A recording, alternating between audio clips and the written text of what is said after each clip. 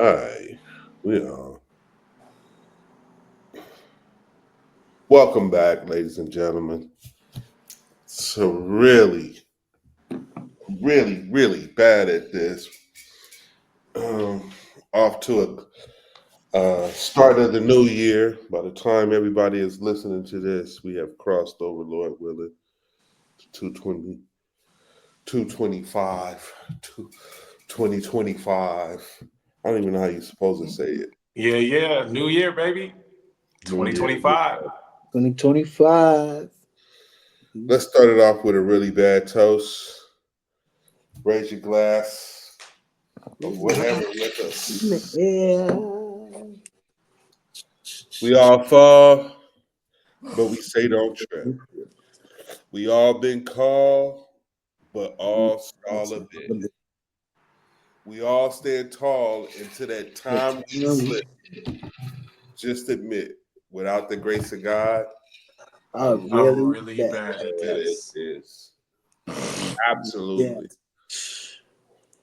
Welcome, 2025, y'all. Fellas, what's been up? What's been up since we last got together? Oh man. Christmas been up. What else? The money Family. is gone. The money is gone. Money gone. Money gone. Yeah. Yeah. I had a lot going on. Christmas, and then my baby girl turned 15 on the 30th yesterday. So yeah, been a lot Yeah, going on nonstop. for sure. For sure. Mhm. James, what's went up with you?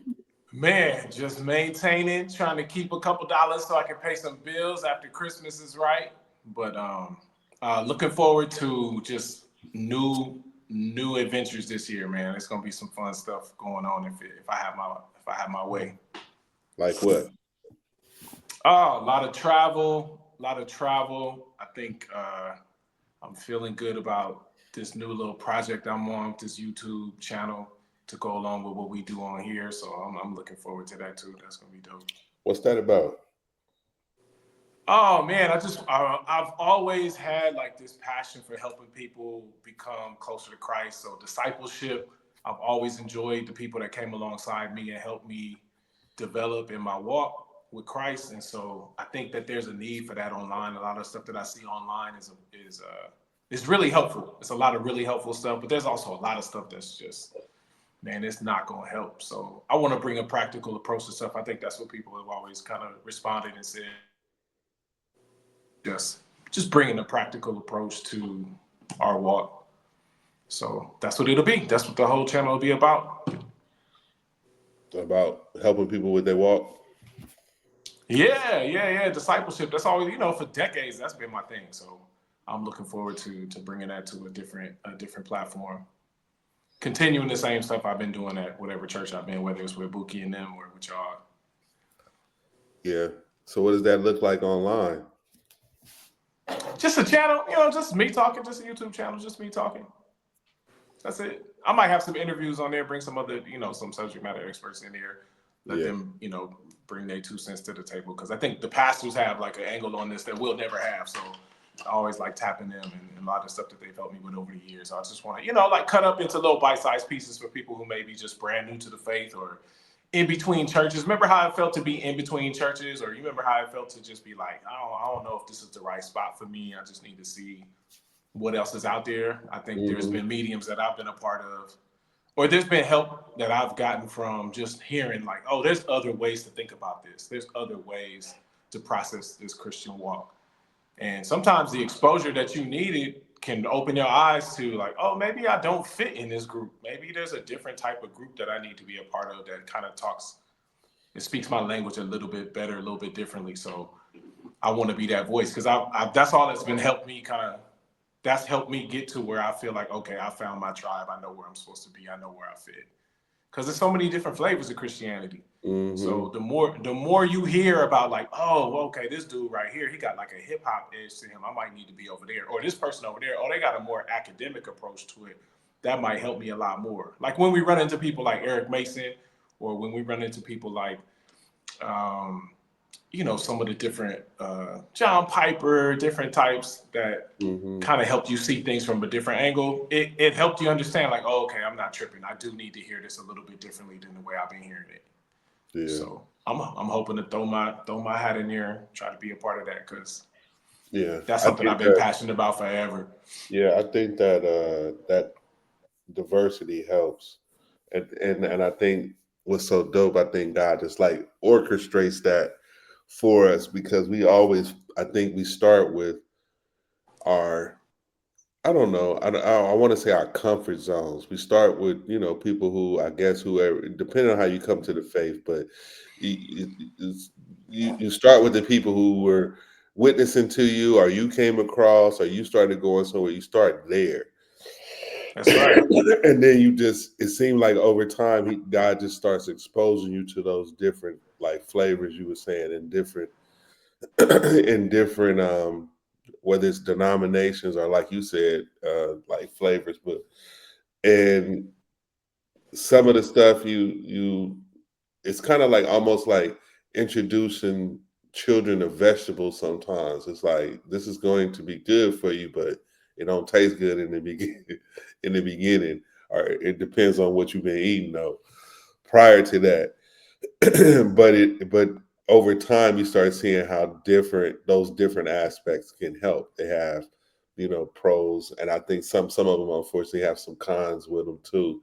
But man, if you could just if you could just last and just get through it and realize that the family of God is diverse and there are different um thoughts on different subjects and different approaches. And I think what's important is what to learn what the essentials are, so you can kind of know, okay, well, these are the things that got to be aligned for this for people to be a Christian. This person, you know, has to believe, of course, in Christ and their view on the Trinity and those types of things like those. And then once you get that, you be like, okay, that person is a believer, but then they have different beliefs when it comes to maybe baptizing, and babies and all kind of different things, speaking in tongues Yeah. and being more Yeah. charismatic than others, and people Mm-hmm. you start Worship learning that. styles. Yep, I think it's all of the solid people can. What I say solid, all of the real believers, according to the Bible, can be helpful. But what you learn is, you're right. There's a lot of different thoughts on secondary issues, as they say, and Yeah. which I think is cool because you get to fit in those different areas depending on what your bents are. Some stuff you're not gonna like. For me, some things I just don't care about. Like these some secondary things, I'm like, if that's your thing, man, hey, God bless you, because I can see the Lord using some of those things to keep people, happy in the family. They just like those kind of things. And then I like my other kind of things that some other people be like, Jerrold, I don't really care about, those things. Because I remember one of the main things going through is like the style of worship. That was Mm-hmm. Mm-hmm. growing up in church, like depending on what kind of church you grew up, of course, growing up in church, you get the idea that like, okay, this is worship and this is what worship is to sound like. And then you might go visit a church or go on a missionary trip or go, and then you get exposed to some songs and things you ain't never heard of, and y'all ain't singing back at your church, and you may not like it or whatever. You might hate on it or whatever because it's just a style.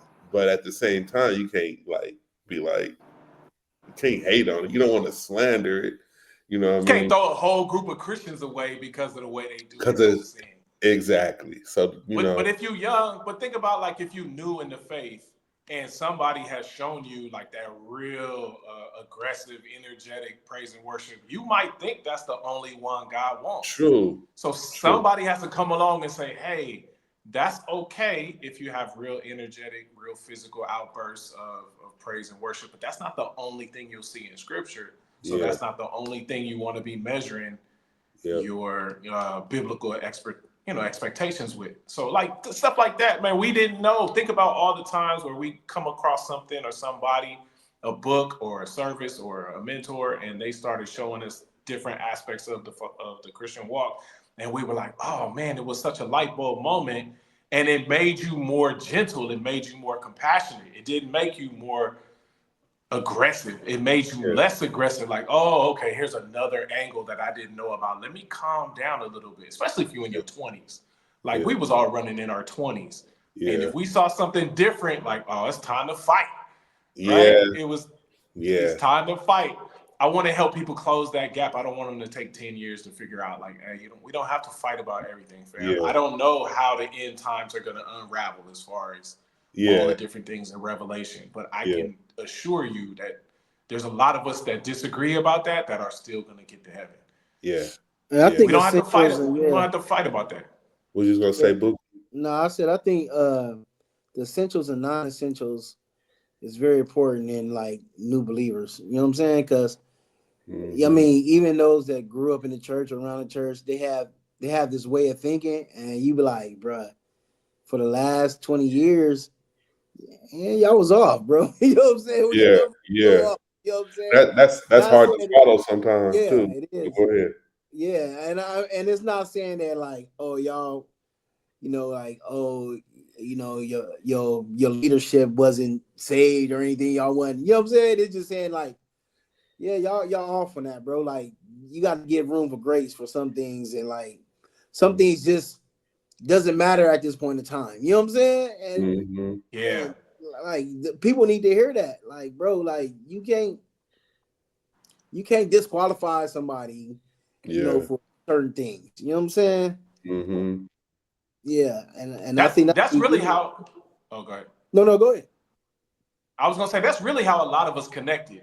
Once we Mm. started noticing, like, oh, okay, this dude, like, he's serious about the Lord, but he ain't tripping off small stuff, Mm. even stuff that we disagree about. Yeah. Going to like, so all three of us go to different churches now. So we're gonna have three different things, or there's gonna be things that we might have three different opinions on. It ain't gonna be the important, the majors. Yeah, It the ain't gonna be major. the it ain't gonna be none of that. But it's gonna be little things like, oh, well, I've heard people say this about whatever topic. Oh, okay, I haven't landed the plane on that at all. And then Buki, you might have a strong, like, no, I studied that with my pastor. Like, I know how I Mm. feel about that. We can have Mm. three different opinions. And that's fine. It's not gonna change nothing about how we interact at a get together or whatever. And I think that's refreshing to, especially to a new believer, because they don't Mm. necessarily know all the time like what we have to pick a fight over. Yeah. Yeah. You see what I'm saying? Like that's not easy to know all the time. Like, okay, what do we really have to bang on? Do we have to bang on not being able to explain the Trinity well? That might be something that we might have to be like, hey man, do you not know how to explain this? Or are you 10 toes down telling me you don't believe Jesus is God? That's Yeah. two different things. That's two different things. That's Yeah. Yeah. Mm-hmm. Yeah. And I think, yeah, like you said, once you learn that, you kind of get it. And then, I I I tend not to. It's because I spent a lot of time, like as they said, in a certain season. I think, um, like majoring in the minor things. It's just you can waste a lot of time doing that, because at the end of the day, some of that stuff don't matter, but you can act like it does, and you can stop hanging with people because they think differently and that stuff, and that's a bad thing. So yeah, if you can help people close that gap, James, with that kind of info, and that's going to be helpful, because you can. The sad fact is you can waste a lot of time bickering I about know, stuff and man. choosing sides, and then you see people close themselves off in different denominations too. You see, they'll get into a denomination, they might be solid, but they really don't mix it up with other denominations that that might be different on this, but again, we agree on the essentials. And I wish I could see more of that. I could see people who just from different denominations that don't agree on these little secondary issues still get together. But I don't know. Mm-hmm. Human nature, people. Nah, you You right, man. You right. I'm saying that's always been something like when I hang with Bookie's crew or when I hang with your crew, Jay, that's always been something I appreciate. I don't have to act like I have everything together. I don't have to act like I understand everything. I don't even have to act like I got the right stance on certain stuff. It's cool. He's James. He's a work in progress, just like everybody else. That's how y'all have always treated me. So when I get around people who don't do that, it feels so weird to me because I'm so used to it now. I Yeah. was so used to just being like, nah, it's fine. We all growing in different seasons. It's fine. And when I get around it, you notice it right away. And I think back like, man, I have some embarrassing moments in my 20s where I just was like banging hard on something that was banging hard. not important. Like that was not important at all. Why did I make such a big deal about that? I can't imagine anybody wanting that version of Christianity that I was like really banging hard for. Like, and you're right. And when I see it now, it just turns me off. I just be like, man, I'll scroll past it real fast. I'll see a post of somebody just blowing off. I'm like, man, please, you think you're doing something, but some of that is a lot of people practicing their self-righteousness and making themselves feel good because they, I don't know. Then you got Did y'all catch the latest version of that? They on your girl B Simone. Did y'all see B Simone do her Christian rant? She just dropped it. It just happened in the past couple of days. No. So if y'all don't know B Simone's, her character is already like boisterous and energetic, and she got that high pitched voice. Yeah. And she's funny, and she's like super engaging. But imagine what we call like the cage stage of Christianity, that young, I want to tell everybody how wrong they are, times celebrity. Like add that times social media influencer, times celebrity, times black girl swag, and she just like she catching hell right now because she went so hard. Like, y'all not Christian? Why aren't y'all Christian? Almost like that Mary Mary song, like, I love God. You don't love God? What's wrong with you? Remember that song? Yeah, yeah. I used to cringe at that song. Like, what are we doing, dog? I love God. You don't love God? What's wrong with you? It was that kind of vibe. So yeah, B Simone, she catching it in the comments like, babe, you need to sit down for a couple of years since you serious about God now. Like, sit down and get discipled for a minute before you start telling us how terrible we are. That's the black girl. That's the actress. Yeah, she been on some stuff. Mostly reality stuff. I'm trying to. I don't know if she is. I'll shoot it to you. Yeah. Yeah. She kind of heavy set. No, that must be a different. No, that's a different girl I'm thinking of. Then I'm thinking of one. I'll shoot it to you. Okay, I'm thinking of one. She played in The Good Doctor. I think her name is Bree Simone or something like that. B Simone is a social media influencer. She okay. She an influencer. Oh, okay. Got you. And she's trying to go hard for the Lord now, which is dope, which is super dope. It's just that energy sometimes can be misplaced with wanting to speak out instead of wanting to just dig in and get discipled. And that's what a lot of people in the comments were saying, like, hey, get discipled real quick. Have you ever wanted to go back and be like, apologize to people? Be like, yo, man. I did. I went back. I did go back and apologize to people. What you talking about, bro? I left a wake of carnage on the way to my 30s. Oh my god. Oh my gosh, man! I apologize to my mom. Man, I used to tell people, if you don't speak in tongues, you not saved. That's it. And my mom would be like, okay. Yeah. Okay. I know you. Oh, you used to be on that? Oh, heck yeah! I used to tell pastors and everybody, bro, you not filled with the Holy Spirit at all. Oh, that was your apostolic days. Yes, sir. You had people tied up in the room. you gonna repeat these words until they come out. That's right.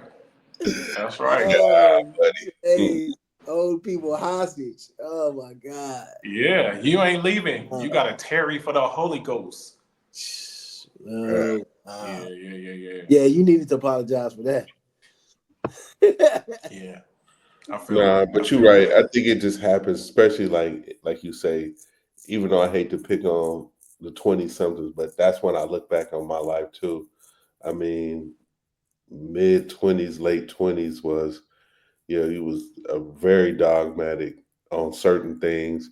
I was on some what came to mind when you said apologizing. I remember back in the day, but I was more so because I was leaning so heavy in Christian rap at the time. I was really more so not liking um like Christian artists who were mimicking secular artists and like taking their styles. And I still ended up wanting to apologize later on because I was just going hard at people and I don't really know them and whatever. But I was really like saying what I was seeing, and I didn't like that spot. That wasn't so much a theological issue. It was just more of a preference issue and like not liking like Jay, specific. hey Jay, I'm not apologizing to the gospel Snoop Dogg. I'm not That's apologizing. what that's that's that's what I'm saying. It was stuff like that. It was like knock it off, bruh.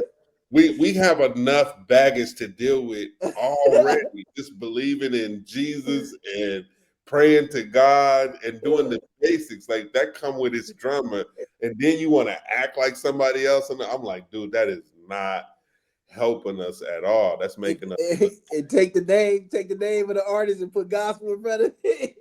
Yeah, man. It's just like I don't know. So, Oh I go on man, wax, say whatever, and go perform that stuff. It wasn't yeah, just, yeah, hey, I'm just, putting it on wax and like at the house like people do now. They just, stream it and then you don't ever see it. No, we was out in public saying that stuff like whatever. yeah. And so some of that is like, because some of it was slanderous and that part, but I'm with you, Bookie. Somebody calling himself, gospel Snoop Dogg. It's like, dude, don't come on, man.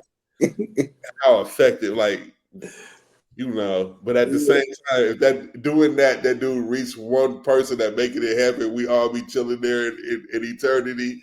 Then what can I say? I'd be like, well, God let him do that, but that's still corny to me. I'm still gonna be like, man, that was still corny to me. I'm just saying. Yeah. To me, Yeah. and you might see some stuff I did that was corny. That's fine. That's fair. But I didn't call myself the gospel Snoop Dogg, and I didn't definitely think about his style that was already out, and then try to gospel version they style. Like, nah, bro, that was corny. I'm excited. You know how y'all gonna be excited to find out some of these conspiracies was true.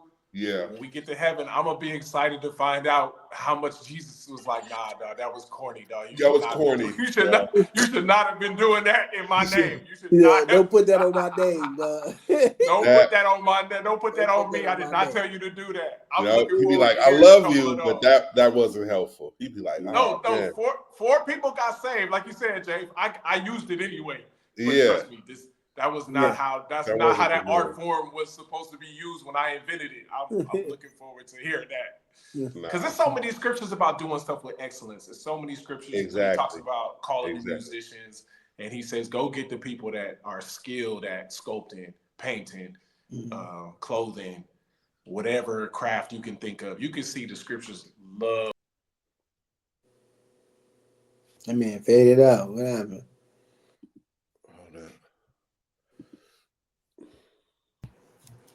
So yeah. Hey, what y'all think about? I've been watching a lot of videos. Well, videos been coming up. Everybody talking about. Even E Mace just did a video about people talking about how people were saying that Satan was the director of music and all this, and how and he wasn't. Yeah. I've been seeing a lot of videos about that this week, and everybody trying to use music as like, that's Satan. He influenced because he the one that did all the music in heaven, and we came down. And I heard that too coming up. I heard preachers saying that. I'm like, we don't know where they got that from, but Yeah, and the choir. Yeah, he ran the choir in heaven, and they came down, and that's why music is so influential in the way we act as humans. God designed us to be moved by music like that. Now we can be manipulated by it, I think, in our fallenness, but we tuned up. We know how to make music, and it moves us humanly. You know what I mean? And some might argue it might move animals too. I done see people play music for animals, and animals be sitting there listening to it. But it's a natural thing. It's just a human thing. But we made it a spiritual thing. One of the people who discipled me coming up, because I was doing music or whatever, he let me know early on, like, dude, you don't have no kind of special gift when it comes to making music, like a spiritual gift, like it's spiritual, like you're making things and you're moving people spiritually. It's like, nah, that's a common thing. That's just music, and we are moved by it, the way that it's produced or whatever, and it can encourage us, to worship God and think about God, but it can encourage us to, go and wild out to, at any given moment. You hear that, you hear it in music, and you hear, like, for most people, you're gonna be hard pressed to find a human being that don't listen to no kind of music. Like, there's some genre of music that every human being listens, even if it's just classical. It doesn't necessarily have to have lyrics or anything to it. You're gonna find human beings that just do. And I remember him checking me like that, and I was thinking, oh, this was deep. This was a spiritual thing that I was doing, and praising the Lord with it and moving people in the right direction. You can, but it's not a spiritual situation going on. You know what I mean? But again, that comes to knowing the word and somebody coming alongside you, like discipling you and trying to weed that stuff out. Because I remember for so long thinking that, yeah, Satan was up in heaven and he was doing the choir, whatever. Like, what scripture is that? Yeah. That campaign was strong though, bro. That campaign was strong, bro. I I grew up my believe whole that. life believing that. Yes, I did too. Like, fully in that, until somebody said, "Go find it." It was Where like, did it come from, though? I don't know, bro. Because I Would be interesting to study and find out, because that came from somewhere. Yeah, he was like, yeah, we got this myth within the church, like, yes, he was Lucifer was up in heaven, had the beautiful voice, and was running the choir, and he's the leader of the music. He was like, yeah, I don't know what he was like, yeah, I don't know where they got that from.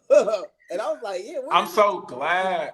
Hey, can I tell you, I'm so glad that it's two strong, dark black dudes talking like our white brothers. I love that. Philip Mitchell and Eric Mason What you mean are by saying that? stuff. Here's what I'm gonna say. It's two brothers that's holding it down for like just a sensible biblical perspective on how to walk this out. And I think a lot of us can relate more to like a black dude saying it, because when a white dude say it, some of us that are like young black hip hop or minority, like, we don't want to hear it from no white dude. We don't want to hear nothing else from no white dude. Because this ain't something new. Like a lot of white churches been talking like this Man, niggas forever. say But that. I think Niggas say it's that dope that it's until black people saying that.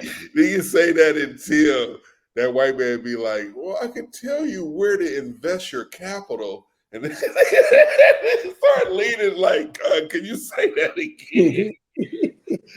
It depends on what the white man is talking about.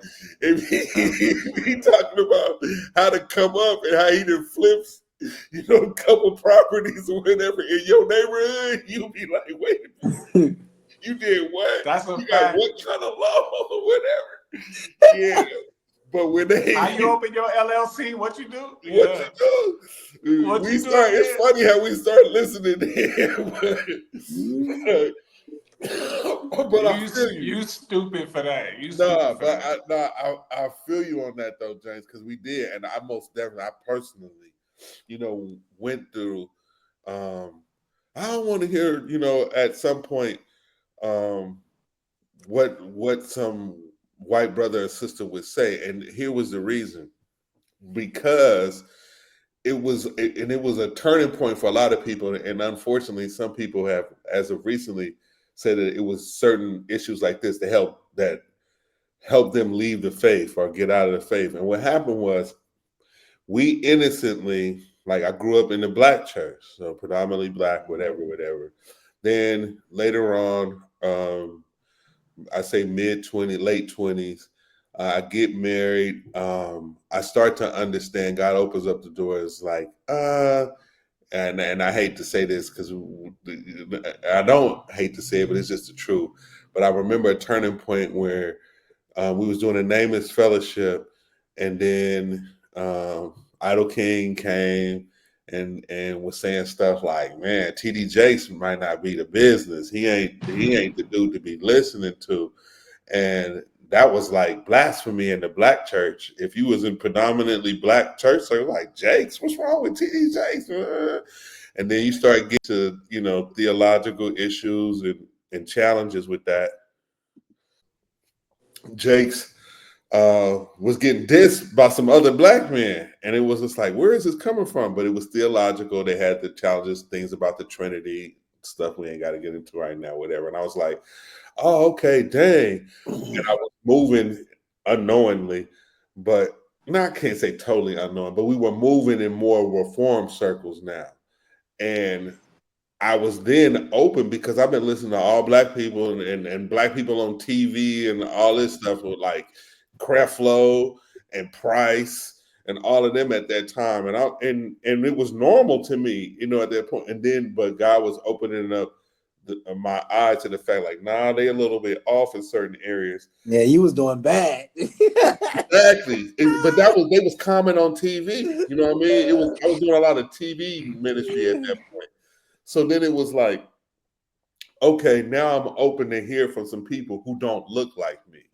Like, because, maybe, and then I started listening, and Piper was one of them. Piper was on it, though. Piper ain't never been off to me, even though I know some people disagree on this and that with him. But so you open the door, you're like, all right, Piper.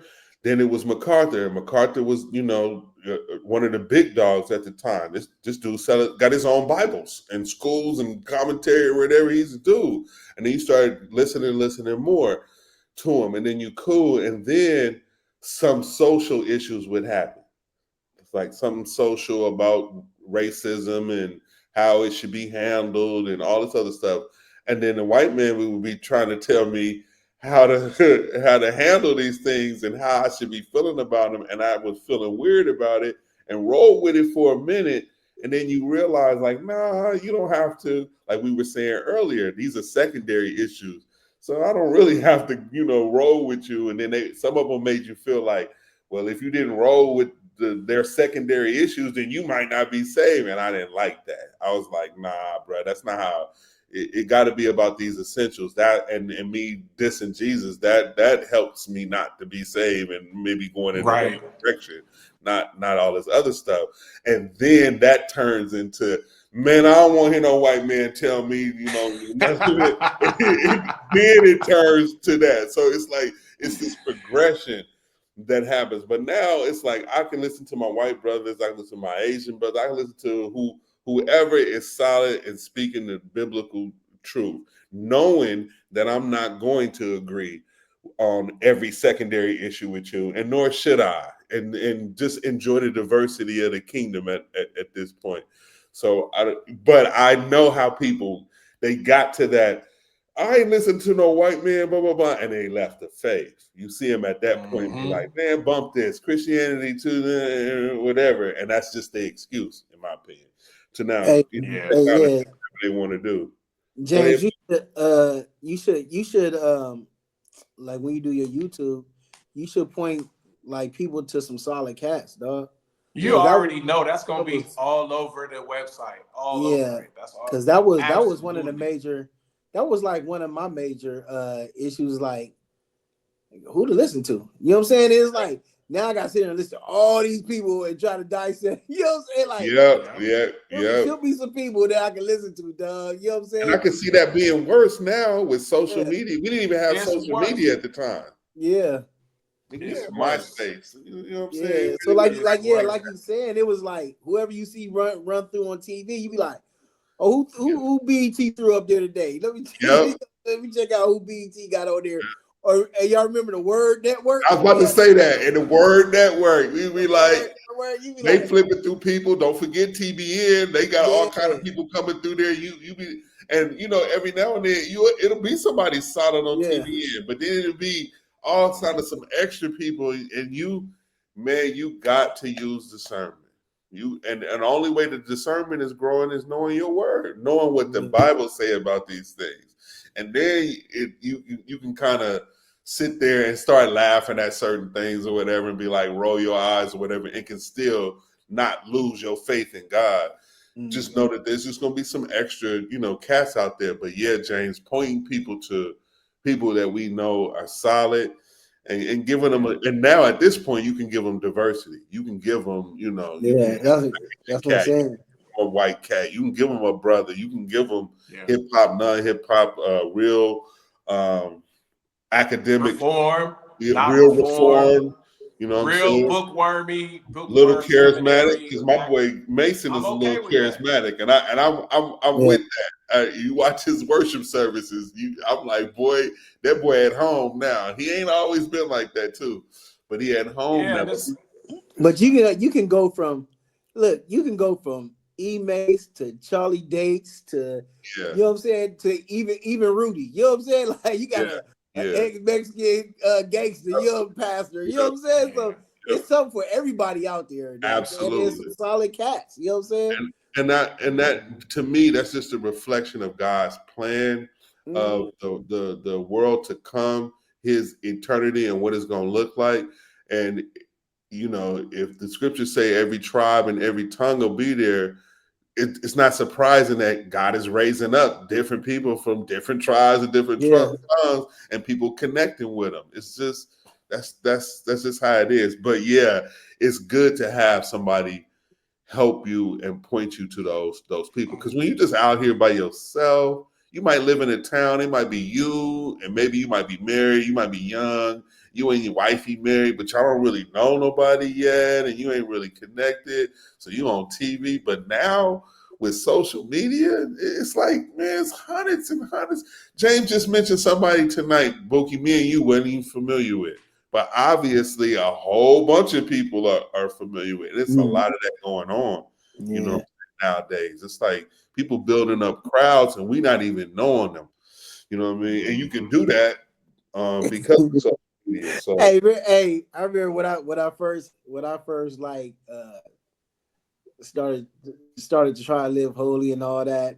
yeah. I was like, yeah, man, I'm gonna listen to some sermons. I'm listening to 995 and I'm like, That was man, another thing. You right, like, Bookie. I'm Yep. like, I cannot get through this, bro.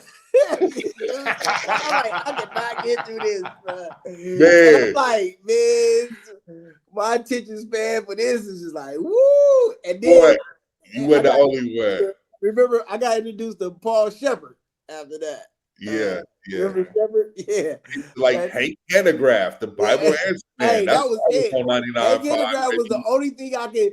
And Hank Hanegraaff was the only thing I could get with because I was like absorbing the knowledge, like, yeah, oh, this is dope. Oh, the Bible answer, man. Exactly. Oh, this is what this means. Oh, Yep. now I can like.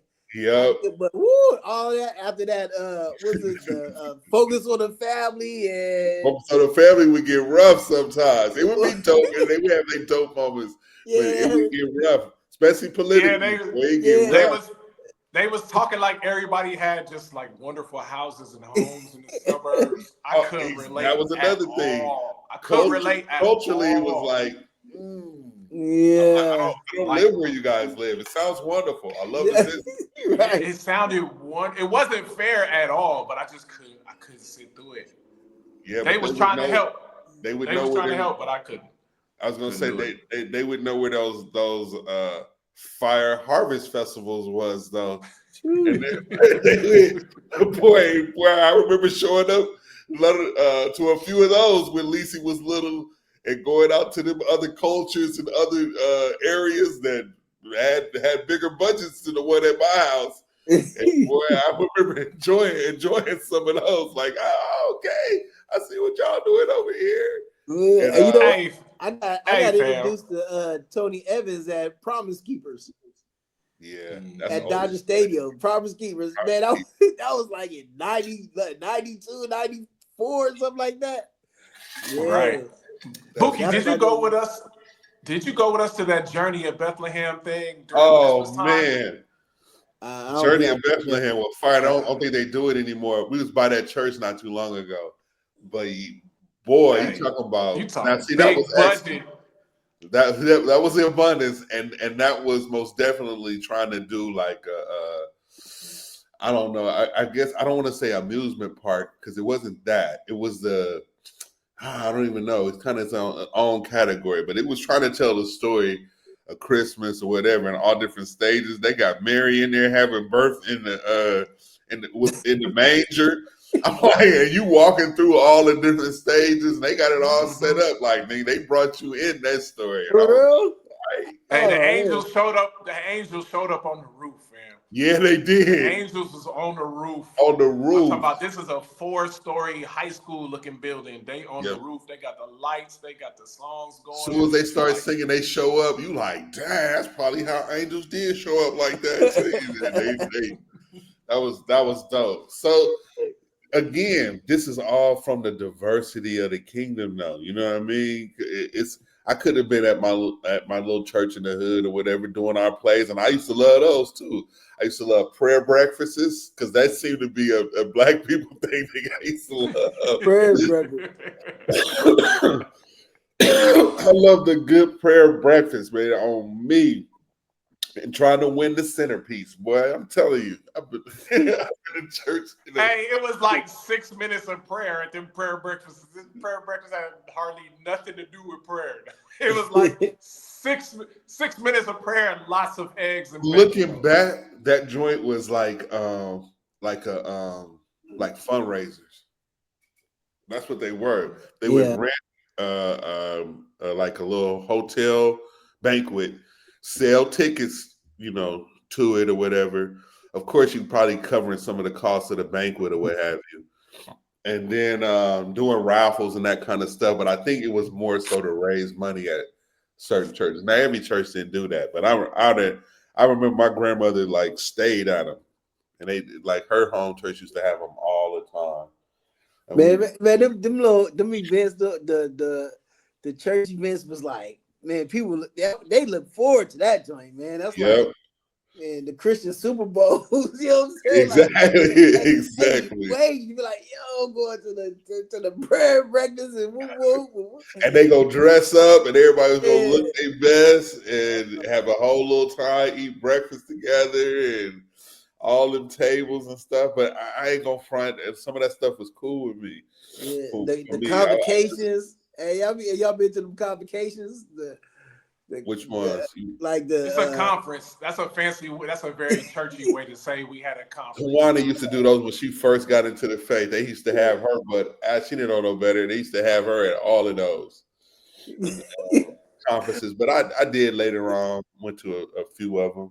I remember James took some youth to a conference. I'm not going to mention the church or whatever they took him to, and he was like, "Never again," because it was a cultural difference that he was like, I don't think these teens here that we're dealing with, they're really ready for that, and that's just, I think it's part of the journey, though. You don't get on this journey without that, because the family of God is too big.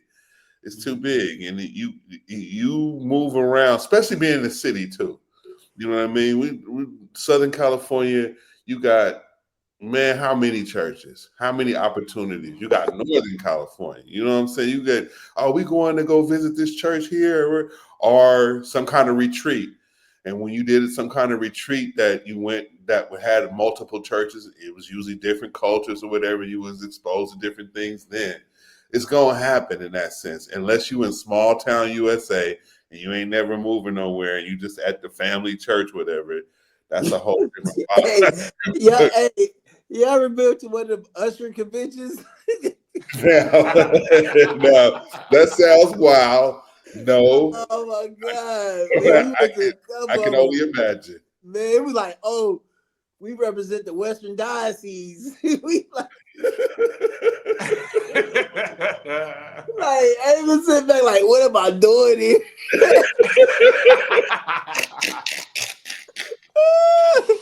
We was kids. We was on the usher board as kids. Like, yeah, we going Like- to the conference in Bourbon. It's the West. We represent the Western Diocese. And man, them signs ain't changed in like 100 years, man. I need a fan. Like the usher signs. the usher signs, prayers, scriptures, them signs ain't changed. You gotta hit the chest like I'm gonna put that on my resume. I know sign language, dog. I need a fan, dog. Hey, it's crazy though, man. We used to go to man. We went to a couple of them joints. You like, yo, and it'd be like 3 days. 3. You be sitting there thinking this did not need to be a conference. We don't need to meet about this. Nothing has changed. Oh my God. Now, I will say this. You would think it would be like referees, like you meeting to find out what the new rules gonna be for next season. Nothing has changed at all. And like, I do not know this dude. He like 100 years old. He from like Mississippi somewhere. Oh, this is the first regional pastor of the South Diocese, and so woo woo. And everybody handling each other awards and all. Sounds like a lot of fun, Boogie. But I'm like, I'm missing WWF, man. Hulk Hogan wrestling. You know what I'm saying? Macho Man is wrestling Ultimate Warrior today, dog. I'm missing this. You gonna meet the new church diocese of the East Coast. God, bro. They be hyped, man. And old people be hyped for them joints, man. But I'm gonna say this, and you making me think of something now that I did have on the docket.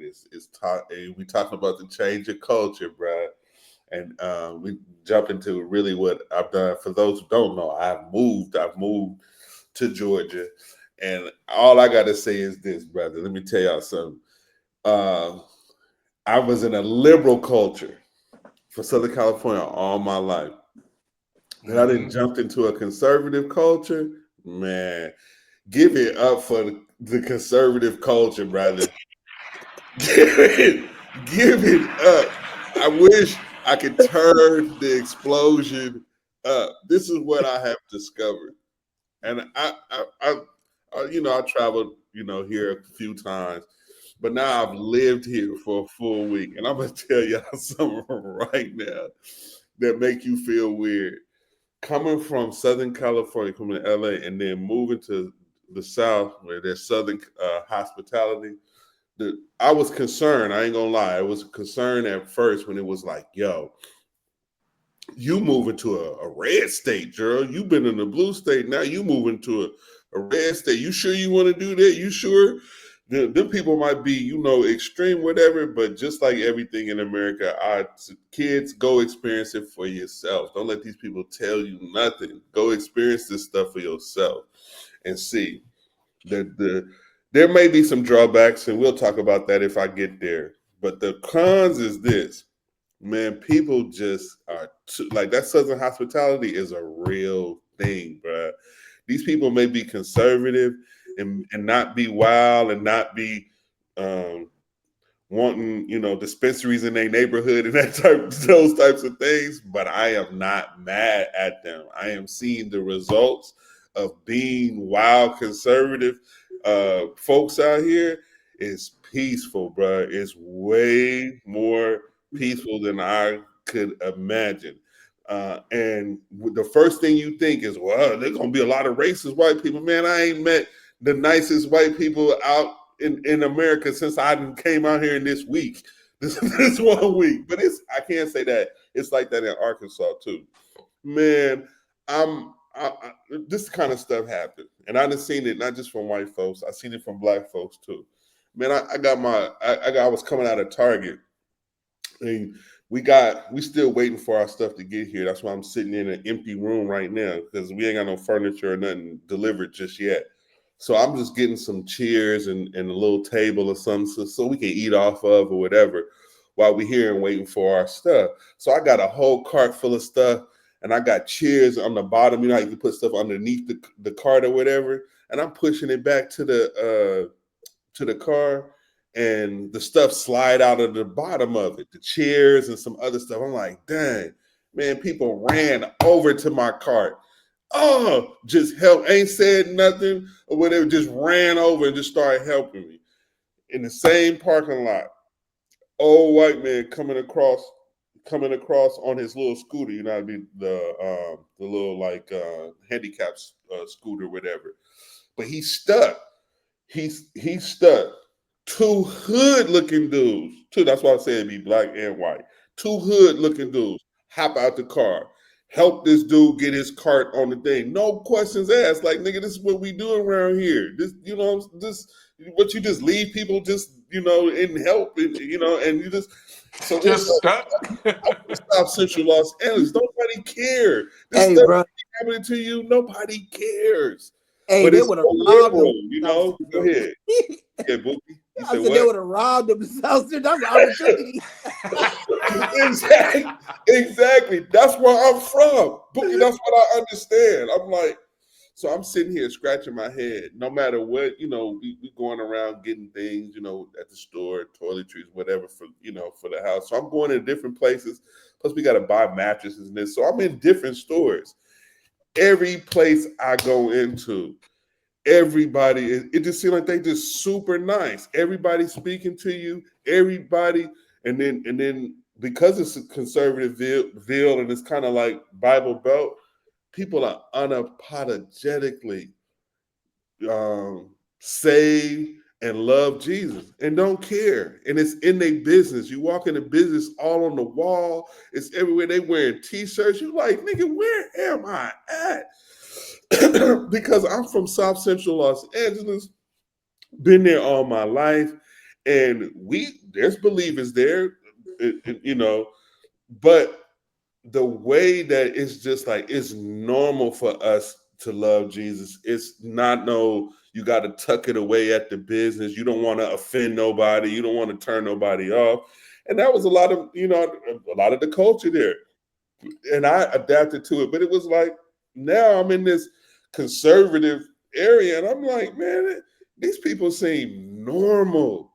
Like it's hard to describe. It's like, man, this is how you would want people to be, and it's not no economic situation. Because I've been in the little sketchy parts too. Because you don't know where you at when you just everything is new, and everybody still commonly speak to you when you walk past people. Hey, God bless you, brother. How you doing? They don't know you, but it's common to do that.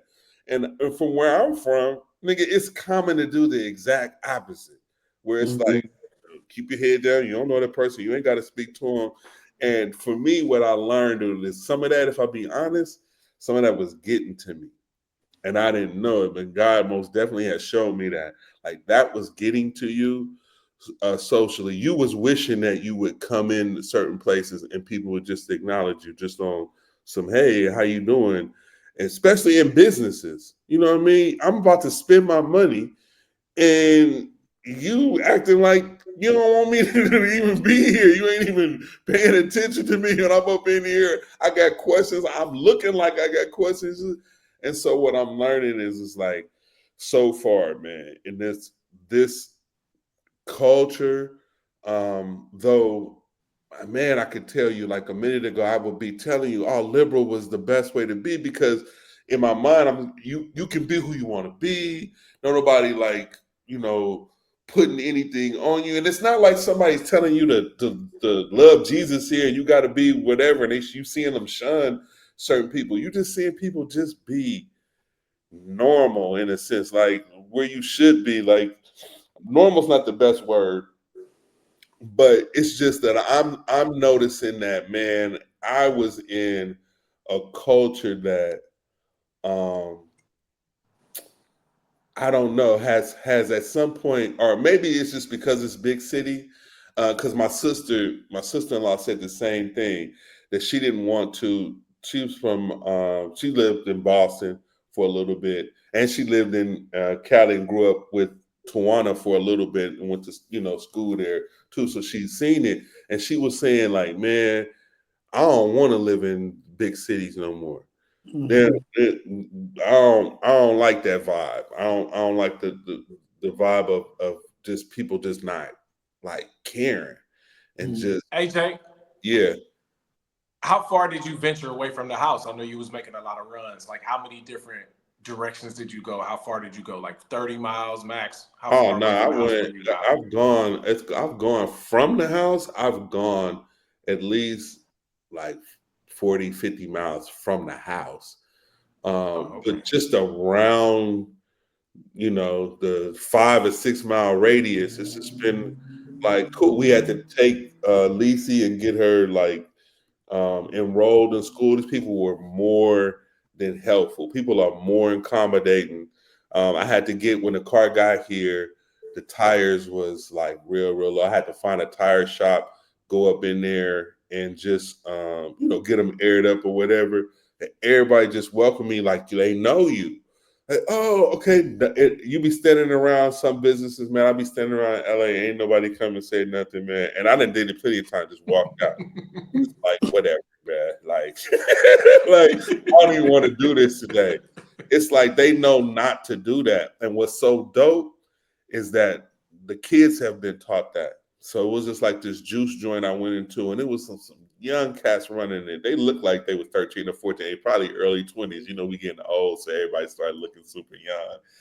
But they was in there, and they was just like, hey, helping, asking, hey, I want to try this. You know what? We're going to try this with you. And blah, blah, blah. Just winning my business. Like, nigga, like, I'm like, this is normal. And it's every business I've been to. And you want to hear something that's crazy too? I've been here a whole week, and I've been driving everywhere because our car was here when we got here. I've been driving everywhere. I ain't heard no horn honk, nigga, this for a whole week. Because of all of that, That's crazy all of that you think. and shooting past you, all that stuff that be happening in the city, nigga, it's not going down here. And I'm like, this is why everybody don't just want to be on any other coast. Like, this is why everybody ain't in New York. Or this is why everybody ain't really trying to get into LA. Or this is why everybody ain't trying to be in Chicago. Because they didn't found these other spots in the middle and they good. And I remember, and I was telling my wife this, James. I remember when Tucson was here, and his wife, and they was at CFBC, and I'll never forget this. And she was just like, she couldn't get with the culture. She was just like, and she couldn't. And I would be like, come on, explore a new place, Mr. Liberal. Come on, you somewhere different, explore whatever. I didn't know. I didn't know what she knew. She came. Are they from Alabama? Exactly. From Alabama. So she used to a slower pace, which is more peaceful, in my opinion, a slower pace. And then just people just being more nice to you. And then if I could see if you were from this kind of culture and then you went to LA, you'd be like, man, what happened? And I know it's gonna have its cons. It's anywhere. It's Earth, so it's gonna have its pros and cons. But bruh, I'm telling you, that's been your first impression, though. That's your first impression. Visiting here it was cool, And Jace, you've been here, you visited, you know what I'm saying? You went to Savannah and all that stuff you see, So it was cool, people was cool. But man, not like this. Not like my feeling is this. I feel like I think I was coming across some of the some of the most racist white people in Liberalville versus what you think is, you go down south, they was hanging for niggas from trees at certain points in certain areas back there. Yeah, not in 2024. And I'm pretty sure there's this little map thing somebody gave us that was showing all of Georgia, and it's certain. And I'm like, oh no, it's still some places like that. There's like this little swamp area down low. I'm like, nah, probably in them areas they still got some of them attitudes. But the city, and they're seeing a lot of black families, bro. I'm not used to that either. You know what, Jay? Yeah. I had just came back from Pittsburgh. Yeah. And I think I talked about it last episode when I was in Pittsburgh for my grandmother's 80th birthday. Yeah. Yeah, and I was there, and you know what I just missed when I was there? Sitting on the porch, bro. That was the thing back Yep. east. Yep. Everybody got porches, Yep. so everybody in the summertime we would sit on the porch, laugh, talk, eat. Everybody walk down the street, you speaking to them. That's what it reminded me of when you was talking, and it just took me back to when I was younger, just sitting on the porch. And you'll see the roughest looking dude like he did like 20 years in prison on the, you know what I'm saying? He'll walk by and be like, "Hey ma'am, yes ma'am, how Yes. you doing, Miss Woo Woo?" Yes. You know what I'm saying? You be You be like, like, man, you know because what I'm that saying? same cat in LA ain't gonna say Nothing, nothing. He gonna keep it nothing. pushing. You gonna look at him. He might glance a little bit, and y'all just gonna be like, whatever. And that's Yeah. normal there. But you're Mm. right, Mookie. That sound like people just being normal. And I'm Yeah, like, hey, bro, it's like this is what life really supposed to be like, bro. You know what I'm that's saying? Like, that- cause our defenses are up 24 so 7 here in LA, bro. yes, And it's just like, it's like I was telling my wife, like, once we get everything together, I was like, eventually, I would like to build a porch in front of the house, yeah, in front of a house, and then I'm thinking like, man. I don't want niggas drive by. You know what I'm saying? Sit on the porch and you know what I'm saying? Get caught up in the situation. You know, these are the things yeah, that's going on in your head. You know what I'm saying? Even though our neighborhood not like that, but these are things going in your head. You know what I'm saying? yep, And we were just talking about a couple weeks ago. We were talking about how they had that whole situation where if somebody had their lights off, you can't flick them. Let them know their lights off because yeah, it yeah, might yeah, be a setup because you might get shot. You know what I'm saying? yeah, Like, yeah, these yeah. are things that we really thinking about here in LA. You know what I'm saying? I know, Boki, and it's like you don't know that's your norm, and then you get out of it, and then you look at somebody else's norm, and you realize, like, man, this is, I don't know, it's something different, and it's not a lot of flashiness going on either in the area that LA. Everybody got, oh, you gonna see every kind of car that exists, possibly on that freeway, rolling around somewhere, whatever. Mm-mm, not here. And it just seemed like, and I just keep telling myself, like, man, these people just like normal, like regular, normal people, just Hey, and you know, happy. and you know what my thing is? You already know what my thing is. What I miss about back east, Yeah. the little hole in the wall family eating spots, dog. Don't get me started, bro. I just set myself up for failure because they everywhere, Bookie. Everywhere, They're huh? everywhere. And I haven't had and because we ain't got no refrigerator out and stuff, so we've been eating out a lot, right? I haven't had one bad meal Mm. nowhere. And these are just random spots. These not no high end spots and all Yeah, yeah. I was saying like this. family owned joint been there. Damn it. Joint Exactly. been there for like 70 years.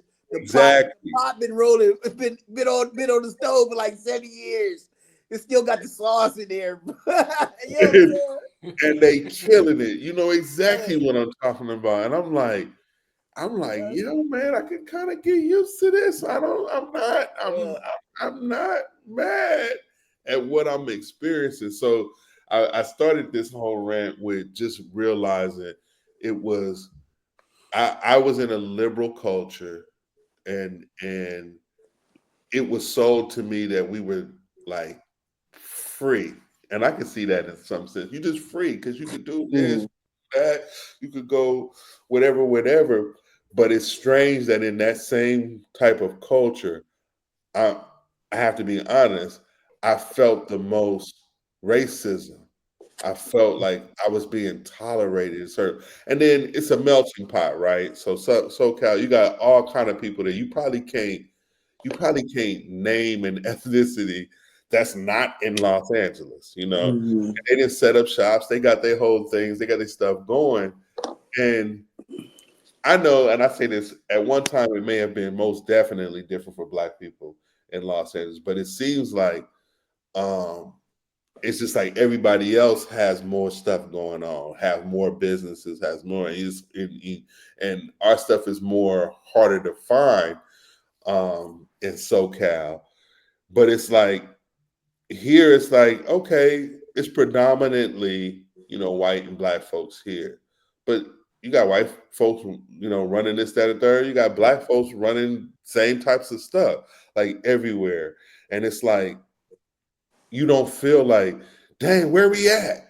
Nigga, we everywhere doing some of everything, and we just acting normal. Now I know we left. We was out last night, and we went to this little thing called the Fight Club, and it was like it was like one of those axe throwing places, but instead of the axe having axe, they have darts.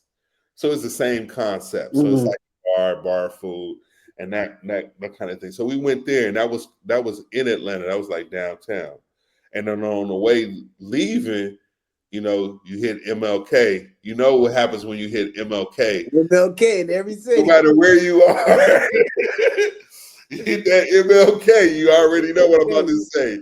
We in that hood. These niggas in MLK. And hit that, and so you get a taste of it, but it's like it still didn't feel like when we hit hood in SoCal. You'd be looking like, yo, we probably don't need to stay here too long because it can pop off at any minute. So let me just move on, type of vibe. No, I went to the hood and it was like, I'm not gonna hang out, but I didn't feel threatened. It wasn't like, oh, somebody finna run up to the car or whatever. I think if you get involved in the street life out here, everybody know that you're involved, and I guess that's the same.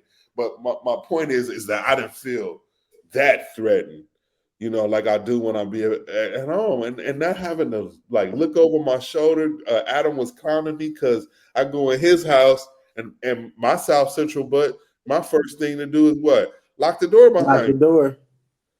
And he like, man, yeah, I like to do it because first of all, he had a lot of family coming through it in and out. He like, man, who locked the door? And I was like, me. I was like, my South Central, but I'm the one who locked the door.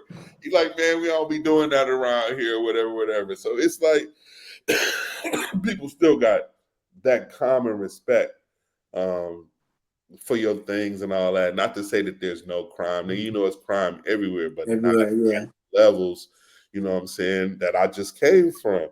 So it's a bit of a culture shock, but I'm like, man, I don't know. I used to, kind of poo-poo on conservative cultures. Now, some of that, I have to admit, is because it was like, oh, man, because my cousin was on me on this. He's like, man, you leaving a state that's pro-weed to go to a state that's anti-weed. That's what you finna do. And I was trying to tell him, I was like, first of all, I ain't tripping like that. Don't even. But then he was just like, I can't see how you do that. But we don't understand, dude. Like having some rules, and we do as believers, having some rules, some guidelines, some limits, and some things in place in neighborhoods full of people who like care about keeping their neighborhood clean and all that kind of stuff, keeping riffraff out of it and all that. We used to, kind of poo-poo on that, like, who want to live there? It's all stuffy, and people ain't having fun. And like, nigga, grow up, keep living. Keep living and settle down and start seeing what you like. And you be like, I see some value in that now. Go ahead, bro. You just say if we would have grew up in a conservative city, we probably wouldn't have PTSD, be stressed out. We probably wouldn't need the weed. Exactly. We run around here with PTSD, anxiety, all kind of stuff going on because our environment. Got all kind of stuff going on around us, and it can really pop off, bro. I'm like, come on. What happened to just, man, loving your community, wanting stuff to be cool, wanting stuff to be good for everybody, not just for you and yours, for everybody in blind. I want this to be cool because this is where we live, type of attitude. But it's a total culture shock in that sense. But it has me thinking because of me and all my past jokes about living in conservative areas. When the past voting took place for the president, whatever, and had they would show the map and who's blue and who red, and you would be like, man, I'm glad I'm over here where we over here having fun. We can kick it. We can, we ain't putting all rules on stuff. We don't have stuff like dry counties and closing liquor stores and stuff like that. We out here having fun. Who want to live in that? Now I'm discovering why people wanted to live in it. They was like, yeah, nigga, stay over there with all your wildest, have fun. I didn't know what they was doing over here. They having fun and they kicking it too, but it was peaceful, man. We was out and we wasn't watching our backs and thinking that somebody was going.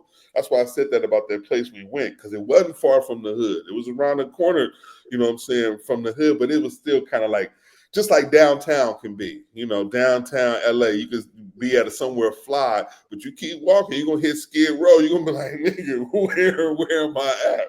It's not as bad as Skid Row in their area, but you could see that the hood was just there. But as far as walking around and doing stuff at night, man, nobody. Hey, the city shuts down on Sundays too, back east, or in Pittsburgh. Ain't no liquor stores or ain't none of that. Yep. It ain't open. That's that Sundays. Yep. Sundays, you better buy your alcohol on Saturdays, because Sundays ain't, the bar's not open. The liquor store isn't open. Now, can you imagine telling everybody in Southern California that's going to be the new rules? Yeah. These would act a fool. Like, heck no, we're not doing that. We want to be able to do whatever. This is about freedom. This is America. Y'all better take that down to the Bible Belt. But I'm going to tell you about this Bible Belt. It's peaceful. It is cool. It is quiet. I ain't heard one gunshot. I told y'all I ain't heard one person blow their horn like, nigga, hurry up. Like all of that. And you right, Buki. Some of that has probably negatively affected us and gave us all kind of stuff. You just think about it. Sundays, all that is shut down. The bars shut down. Cause so in Pittsburgh, we don't have all the the Louis burgers and Tams. Yeah. We don't have all that. We don't have burger joints. Yeah. You know what I'm saying? Everything is like I said, mom and pop spots, or you have the chain restaurants. You know what I'm saying? Yeah. So but can you imagine none of the bars, nothing open where everybody hangs out? Because like you said, the bars, because we don't have Louis burgers and everything, the bars is where you go watch the game and you eat wings and different things like that. You know what I'm saying? Because they cook in there. Yeah. And I'm talking some fire food. You know what I'm saying? So if it's not open on Sunday, so what you doing after church? What you most likely doing? You going home with family. Mm-hmm. Oh, what Big Mama cooking? Oh, what Granny cooking? What Auntie cooking? You know what I'm saying? Oh yeah, come over and watch the game. Because remember, like I was saying, we used to the games come on at 10 o'clock in the morning in California. Yeah. You know what I'm saying? Back east, the first game don't kick off, you know what I'm saying, till 1 o'clock. So you in church, you out, the game haven't started, so you at the crib, food already prepared, cooked, so the family come over watch the game and we eating the food. Yeah. So you're looking at the family coming together, you know what I'm saying, at least one day a week, enjoying one another. And they do. They seem to really enjoy people out here. And like I said, white folks ain't been tripping, off of me. I ain't ran into that yet. I'm pretty sure I will, but haven't run into it. I like everybody small talks to you. Like everybody. I don't care whatever. Everything I went into a cigar shop. Same thing. White dude owned it. Came through, was treating me like I was his brother, telling me all the hookup, telling me all the stuff. I'm like, man, why? I mean, I understand you making money. I get it. But the way that you treat me and the way that, dude, I'm going to be back. I'm coming back. And I feel welcome. I'm calling up the, power company, whatever, turning things on. Oh, welcome to the neighborhood. Blah, blah, blah, being all extra. Everybody, people be on the phone on the West Coast be getting you off. Like, all right, next, go. All right, okay.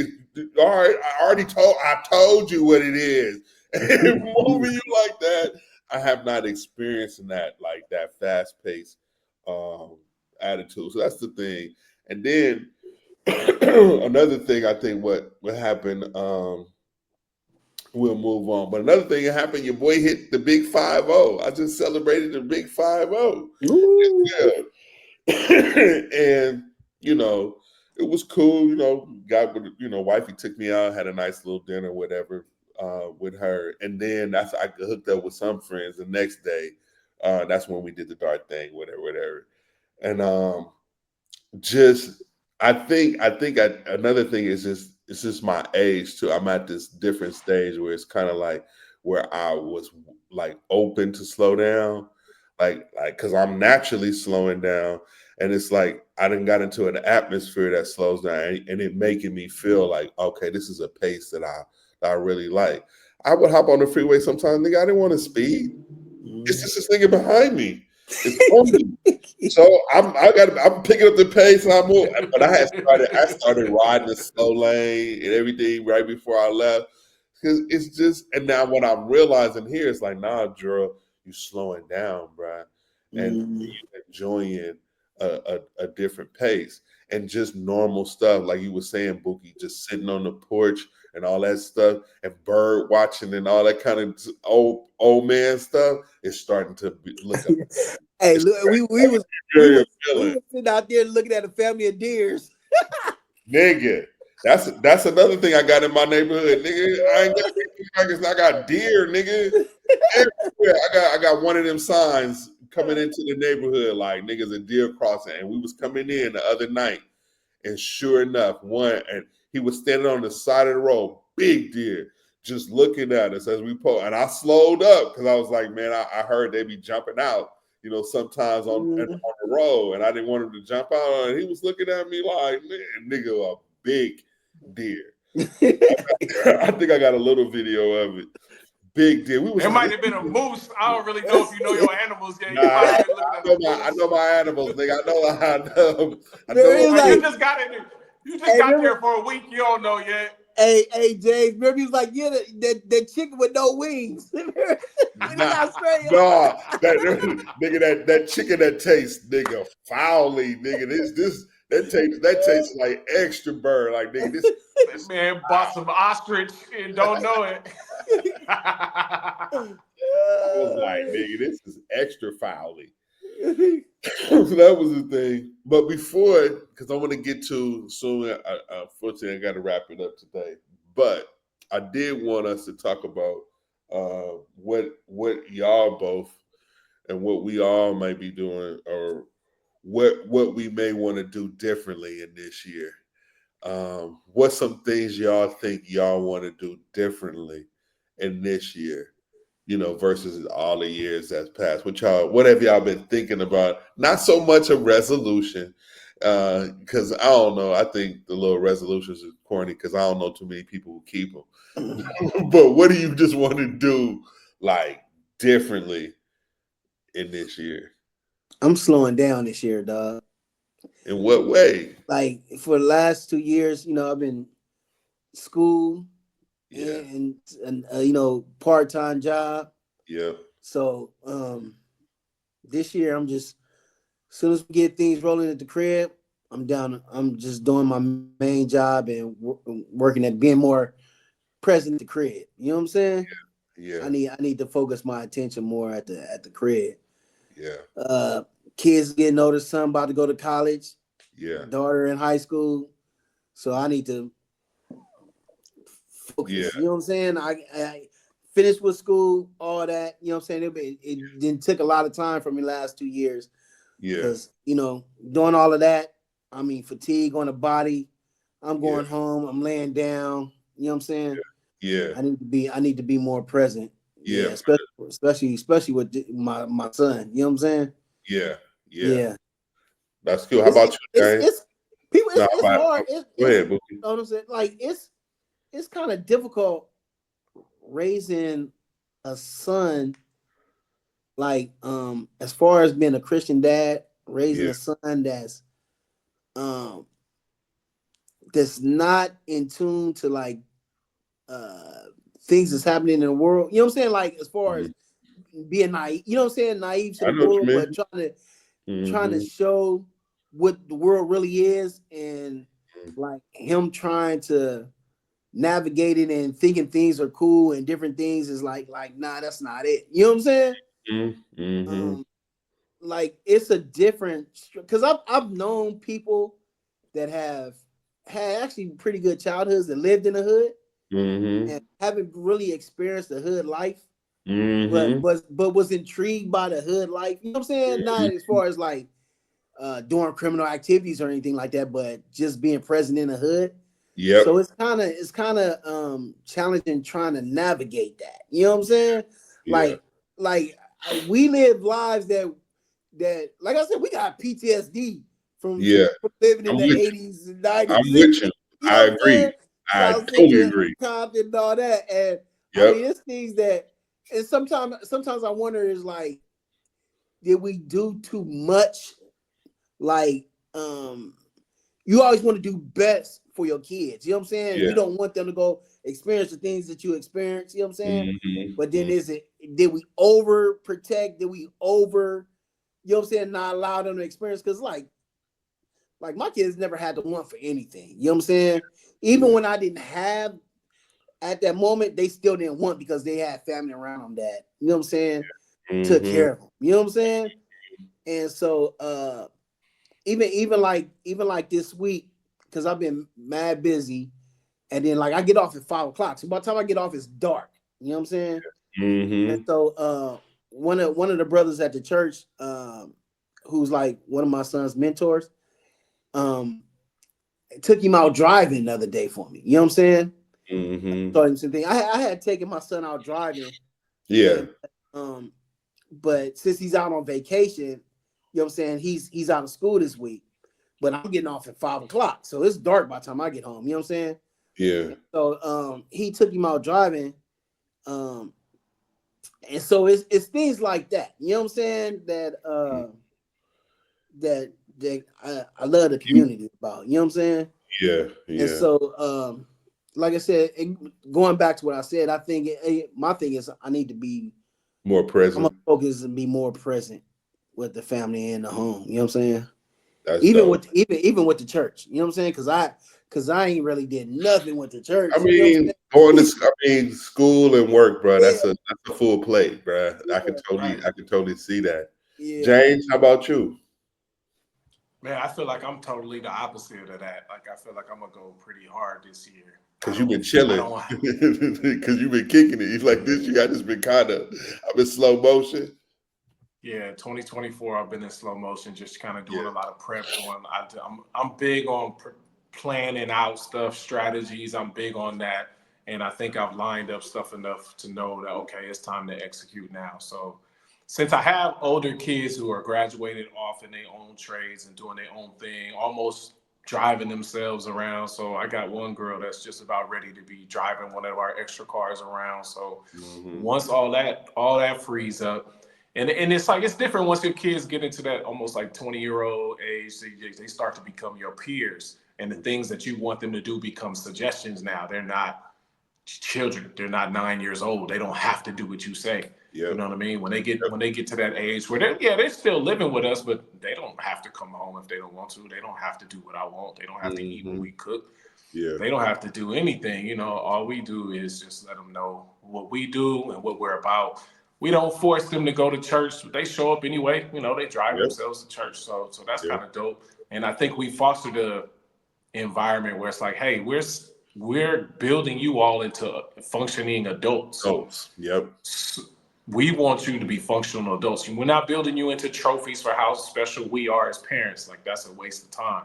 We're Yeah. building you into people who can think for yourselves, stand on your own 2 feet, and we'll be around for whatever you need. But I'm out of here, man. Me and my wife about to go back to dating, traveling, and a whole lot of other stuff. Like I was Yeah. talking about the YouTube channel, grinding and getting more serious about marketing this podcast, which I love. Yeah. And that's the kind of stuff that I just didn't have a locked in perspective on in 2024 for whatever reason. But I feel like I'm knowing enough about what I need to do to make these moves. So I feel like I'm in a different season. I'm still in school, but that'll be over by the end of the year. So Yeah. I'm looking forward to that. I'm looking forward to getting a lot of stuff checked off the list. No. What about you, Jay? It's a new chapter. What's your I year gonna I look like? mean, it's really because it's just a new chapter. I think um, this move was, it wasn't expected. So it's like it, it wasn't like something that we planned for months, whatever. It just kind of opened up the door. The house became an opportunity, and then we was like, look, we can't pass that up. They trying to give us a deal. We can't refuse, and we jumped on it. So it's all about new and just being. I like it's kind of funny because it's a kind of combination of what y'all both said. For me, it's like being more present in this time. Like you said, Buki, my girl is in being her second semester of school in college, and by the grace of God, it's right up the street. But still being present for her and guiding her because she gave up as far as relationships, she gave up the most. And it's all her friends, everybody she knew she gave up. So it's reestablishing that and helping her navigate through that. So it's part focusing and like you were saying, Buki, and being more present and kind of just being here at the house and getting it together because it'll be some time. We don't have everything for every room. Yeah, and a lot of stuff we left in California, so it's going to be this slow building up and getting stuff, established here. And then me, while we do I have like the short-term rental stuff going, I still will be looking for another gig. So it'll be a whole nother, adventure in that sense of where that may land and where that may, bring. So it's that. But then it's also a part, like James was saying, like more turning up in the sense of checking off, some things. Now it's kind of like I got the space, this room I'm sitting in will become the room that I could do all my production stuff in. When before, nigga, all I had was a dinner table. Mm-hmm. So I get to, expand in that sense. And then what's funny is it put me closer to some people in the faith that I had that just over time.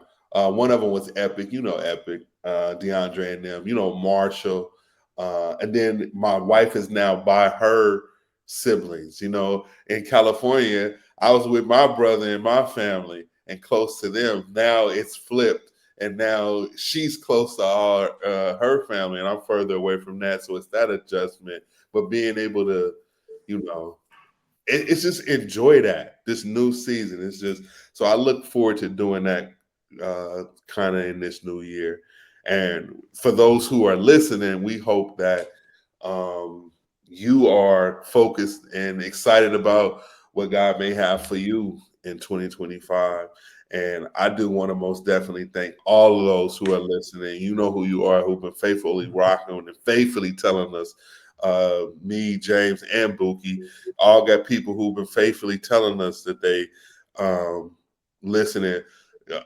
I want to say I appreciate that, like fully appreciate that because y'all do help it keep it going and your encouragement. I would like y'all to. I just noticing today. I just remembered this. I would like for y'all to write reviews too. So we're gonna be promoting people to write reviews on the pod because I was looking at somebody else's podcast and I was like, oh man, they got some cool reviews, good and bad. But it was kind of cool to see that people have been listening. So it's kind of like a combination of locking and being present at home, trying to build up this situation, and then at the same time, because I got more space to expand and do some things, y'all know I'll be rolling out some music ministry soon in the early years, and want to roll all that kind of stuff out properly.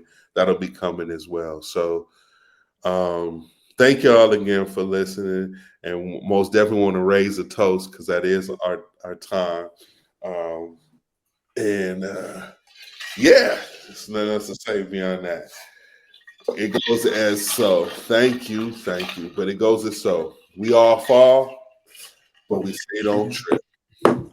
We all been called, but all stall a bit. We all stand tall until that time we slip. Just admit, without the grace of God, I'm really bad at this. Yes. Thank y'all. Happy New Year's. Happy New Year.